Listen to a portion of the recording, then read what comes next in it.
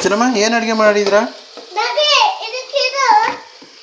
ಅಲ್ಲ ಏನು ಅಡುಗೆ ಮಾಡ್ತಾಯಿದ್ರ ಹೇಳಿ, ಏನು ಅಡುಗೆ ಮಾಡ್ತಾಯಿದ್ರ? ಹ್ಞೂ ಹ್ಞೂ ಹ್ಞೂ ಅದೇ ಏನು ಅಡುಗೆ?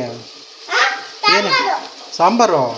ವಾವ್, ಟೊಮಾಟೊ ಸಾರು ಬರ್ತಡೆಗೆ? ಓ ಟೊಮಾಟೊ ಸಾರು ಬೇಡ ನನಗೆ ಬಿರಿಯಾನಿ ಬೇಕು. ಮಾಡ್ತೀಯಾ?